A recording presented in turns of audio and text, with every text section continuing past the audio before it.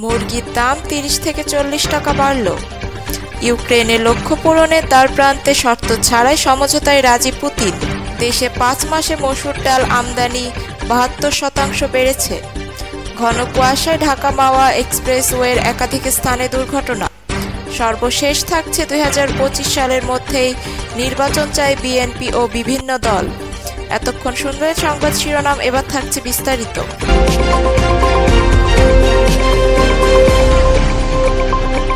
মুরগির দাম ৩০ থেকে ৪০ টাকা বাড়ল। রাজধানী বাজারে ৩ দিনের ব্যবধানে ব্রয়লার ও সোনালী মুরগির দাম বেড়েছে কেজি প্রতি ৩০ থেকে ৪০ টাকা। ট্রেডিং কর্পোরেশন অব বাংলাদেশ হিসাব গতকাল শনিবার রাজধানীর একাধিক বাজারে ঘুরে এমন চিত্র পাওয়া গেছে। টিসিবির হিসেবে দেখা গেছে রাজধানীতে ১৮ ডিসেম্বর ব্রয়লার মুরগি বিক্রি হয়েছে ১৭০ টাকা থেকে ২০০ টাকা কেজিতে। গতকাল রাজধানী কারওয়ান বাজার ঘুরে দেখা যায় ব্রয়লার মুরগির বিক্রি হচ্ছে ২০০ থেকে ২১০ টাকা কেজিতে, আর সোনালী মুরগির মানভেদে প্রতি কেজি ৩২০ থেকে ৩৪০ টাকা কেজিতে বিক্রি হচ্ছে। মিরপুর ১২ নম্বর বাজার ঘুরে দেখা যায় সেখানে সোনালী মুরগি বিক্রি হচ্ছে ৩৫০ টাকা কেজি দরে। ক্রেতা ও বিক্রেতারা বলেছেন ৩ দিন আগে ব্রয়লার মুরগি ১৭০ থেকে ১৮০ টাকা দরে এবং সোনালী মুরগি ২৮০ থেকে ৩০০ টাকা দরে বিক্রি হয়েছে। কারওয়ান বাজারের একটি দোকান থেকে ২০০ টাকা দরে ১.৫ কেজির কিছু বেশি ওজনের একটি ব্রয়লার মুরগি কেনেন এএসএম সায়েম। রাজধানীর নাখালপাড়ার এই ব্যবসায়ী বলেন ৩ দিন আগেও তিনি কারওয়ান বাজার থেকে ১৮০ টাকা কেজিতে ব্রয়লার কিনেছেন। আজকে এসে দেখছেন ২০০ থেকে ২১০ টাকা কেজিতে ব্রয়লার বিক্রি হচ্ছেন। অজুহাত দেখিয়ে ব্যবসায়ীদের হঠাৎ করেই মুরগির দাম বাড়িয়ে দেওয়ার অযৌক্তিক উল্লেখ করে এই এস এম সায়েম বলেন, দাম বাড়লেও কেজি প্রতি ৫ থেকে ১০ টাকা বাড়তে পারে, হঠাৎ করে ৩০ থেকে ৪০ টাকা বাড়া অযৌক্তিক। সরকারের উচিত যারা অজুহাত পেলেই দাম বাড়িয়ে দেয় তাদের বিরুদ্ধে ব্যবস্থা নেওয়া। ইউক্রেনের লক্ষ্য পূরণের দ্বারপ্রান্তে শর্ত ছাড়াই সমঝোতায় রাজি পুতিন। রাশিয়ার প্রেসিডেন্ট ভ্লাদিমির পুতিন ইউক্রেনের প্রশ্নে আপোষ করতে প্রস্তুত বলে জানিয়েছেন। বিনা শর্তেই যুদ্ধ শেষ করতে রাজি তিনি। এই প্রসঙ্গে তিনি নবনির্বাচিত মার্কিন প্রেসিডেন্ট ডোনাল্ড ট্রাম্পের সঙ্গে কথা বলতে চান। বৃহস্পতিবার দেশটির রাষ্ট্রীয় টিভিতে এক সংবাদ সম্মেলনে বার্ষিক প্রশ্নোত্তর পর্বে তিনি এসব কথা বলেন। পুতিন জানান তিনি ট্রাম্পের সঙ্গে দেখা করতে চান। এও দাবি করেন যে বহু বছর হলো ট্রাম্পের সঙ্গে কথা হয়নি তার। এরপরেই পুতিনকে প্রশ্ন করা হয়েছিল, দুজনের কথা হলে কি তিনি জানাবেন, কি প্রস্তাব দেবেন? এর জবাব পুতিন বলেন, সব সময় বলেছি আলোচনা ও সমঝোতার জন্য আমরা প্রস্তুত। তিনি জানান ইউক্রেন নিয়ে প্রাথমিকভাবে তাদের যা লক্ষ্য ছিল সেটা পূরণ হওয়ার মুখে।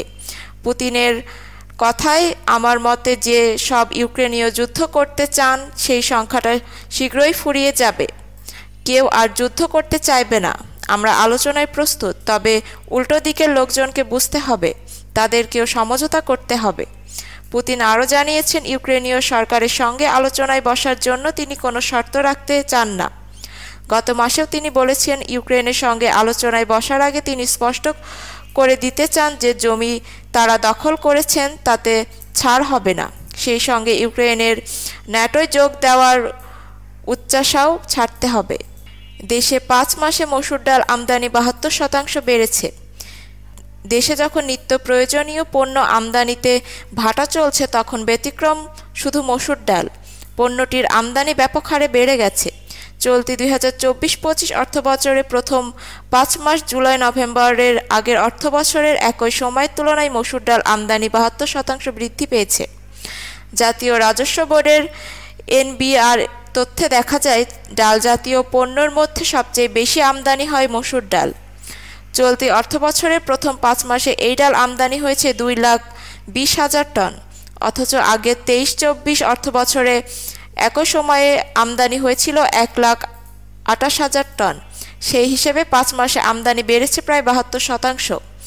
ডাল আমদানি বৃদ্ধির কারণে সম্পর্ক জানতে চাইলে Khatunganj trade and industries association যুগ্ম সম্পাদক ও ডাল মিল ব্যবসায়ী সমিতির সাবেক সভাপতি আহমেদ রশিদ প্রথম আলোকে বলেন, ভোগ্য পণ্যের মধ্যে সবচেয়ে বেশি সংখ্যক ব্যবসায়ী রয়েছেন ডাল আমদানিতে। পণ্য আমদানিতে কড়াকড়ি তুলে নেওয়ার কারণে চলতি অর্থবছরে ছোট মাঝারি ব্যবসায়ী প্রতিষ্ঠানগুলো ঋণপত্র খোলার সুযোগ পেয়েছে। প্রতিযোগিতার ফলে আমদানি হঠাৎ বেড়ে গেছে। আমদানি বাড়ায় ডালের বাজার স্থিতিশীল রয়েছে। সরকারি সংস্থা ট্রেডিং কর্পোরেশন অব বাংলাদেশ হিসেবে নিত্য পণ্যের মধ্যে সবচেয়ে বেশি স্থিতিশীল রয়েছে ডালের দাম। গত এক বছর এটির দাম বাড়েনি, উল্টো মাঝারি আকারে মসুর ডালের দাম এক বছর আগের তুলনায় 6% কমে এবং 110 টাকা থেকে 120 টাকা কেজি দরে বিক্রি হচ্ছে। এছাড়া বাজারে বর্তমান প্রতি কেজি মোটা দানার মসুর ডাল বিক্রি হচ্ছে 105 থেকে 110 টাকায়, আর সবচেয়ে চিকন ও সরু আকারে মসুর ডাল 130 থেকে 135 টাকা কেজি দরে বিক্রি হচ্ছে। আমদানি বাড়ায় পাইকারি বাজার খাতুনগঞ্জের বিক্রির চাপ বেড়েছে, ফলে মসুর ডালের দামও কিছুটা পড়তির দিকে। কেজি প্রতি অন্তত 5 থেকে 95 টাকায় ডাল বেচাকেনা হচ্ছে। দেশে বছরে মসুর ডালের চাহিদা প্রায় 7 লাখ টন। এই চাহিদার 30% বা 2 লাখ টনের মতো দেশে উৎপাদন হয়। বাকি 70% বা 5 লাখ টন ডাল আমদানি করে চাহিদা মেটানো হয়। ঘন কুয়াশায় ঢাকা মাওয়া এক্সপ্রেসওয়ের একাধিক স্থানে দুর্ঘটনা। ঘন কুয়াশার কারণে মুন্সিগঞ্জে ঢাকা মাওয়া এক্সপ্রেসওয়ের একাধিক স্থানে সড়ক দুর্ঘটনা ঘটেছে। এতে আহত হয়েছেন অন্তত 15 জন। শনিবার 20 ডিসেম্বর দিবাগত রাতে এসব দুর্ঘটনা ঘটে। এক্সপ্রেসওয়ের বেশ কয়েকটি জায়গায় অন্তত 10টি গাড়ি দুর্ঘটনার শিকার হয়।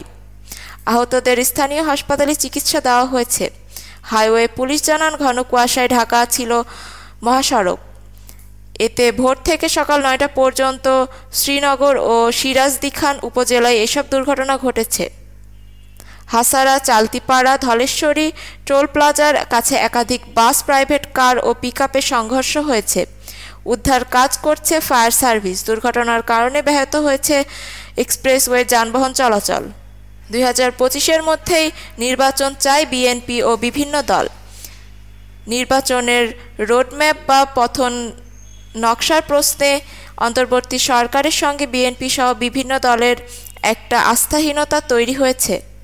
প্রধান উপদেষ্টা ডক্টর মোহাম্মদ ইউনূস সম্প্রতি জাতির উদ্দেশ্যে দেওয়া ভাষণে নির্বাচনের সময় তিনি সময় নিয়ে একটা ধারণা দিলেও তাতে সন্তুষ্ট হয়নি দলগুলো। কারণ নির্বাচন কবে হতে পারে তা নিয়ে দলগুলোর সঙ্গে কোনো আলোচনা করেনি সরকার। বিএনপি এবং অন্যান্য দল বলছে, নির্বাচন নিয়ে স্পষ্ট বক্তব্য না দেওয়ায় সরকারের সঙ্গে তাদের দূরত্ব তৈরি হচ্ছে। সক্রিয় দলগুলোর বড় অভিযোগ হচ্ছে, তাদের সঙ্গে অন্তর্বর্তী সরকারের নিয়মিত আনুষ্ঠানিক বা আনুষ্ঠানিক কোনো যোগাযোগ নেই। যখন কোনো প্রেক্ষাপট তৈরি হয়েছে তখন প্রধান উপদেষ্টা রাজনৈতিক দলগুলোকে ডেকেছেন। এই পর্যন্ত 3 দফায় রাজনৈতিক দলগুলোর নেতাদের সঙ্গে বৈঠক হয়েছে সরকারের।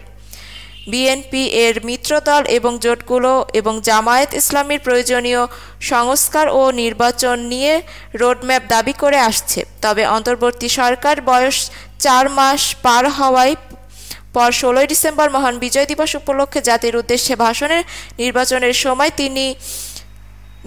সময় নিয়ে একটা ধারণা দিয়েছেন প্রধান উপদেষ্টা। তিনি বলেছেন, 2025 সালের শেষের দিকে থেকে 2026 সালের প্রথমার্ধের মধ্যে নির্বাচনের সময় নির্ধারণ করা যায়। এরপর প্রধান উপদেষ্টা প্রেস সচিব শফিকুল আলম এর ব্যাখ্যায় বলেছেন, আশা করতে পারেন যে নির্বাচন হচ্ছে 2026 সালের 30 জুনের মধ্যে। ভিডিওটি ভালো লাগলে লাইক, কমেন্ট এন্ড শেয়ার দিয়ে আমাদের পাশে থাকবেন। ধন্যবাদ।